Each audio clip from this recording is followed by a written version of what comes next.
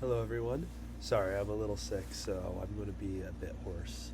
But what really stood out to me this week is that African slavery wasn't just something that happened in early America. It did have some other consequences that lasted somewhat longer that changed the economy, the law, and even religion in some ways. The first source I used was Gary B. Nash. He explains that early Africans in the colonies were sometimes treated like indentured servants, but after about 1660s or so, that changed. Most Africans were enslaved for life through the international slave trade, and over time, colonies passed slave codes that took rights from black people and reduced them to property in the eyes of the law. For one of the five C's, I'm using causality because basically, why slavery developed the way it did. Nash explains that it wasn't random, but happened because colonists needed cheap, permanent labor for crops like tobacco, sugar, and rice as prominent examples. At the same time, normalizing racial prejudice had made it easier back then for colonists to justify enslaving Africans. He shows that slavery grew from a combination of economic need and racial beliefs. People made choices that benefited them financially, and those choices had effects that turned into a system that lasted until the abolition of slavery. The second C I want to use is change over time. Nash shows that slavery didn't always start out as a fixed system, but it slowly became one.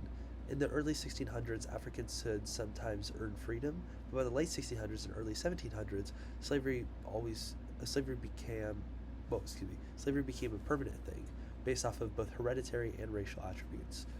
Over time, enslaved people lost most of their and then all of their legal rights.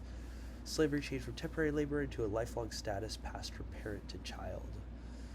My second source, by Julie Zummer Whale, if I said her name correctly, shows how slavery also changed American religion. Slaveholders used the Bible to justify slavery, sometimes preaching verses like "Slaves, obey your earthly master." The article even talks about a slave Bible that removed parts of scriptures, like the Exodus story, for instance, because people thought that it could maybe inspire similar rebellion to what happened back then. But over time, that changed too. Enslaved people didn't just accept that version of Christianity.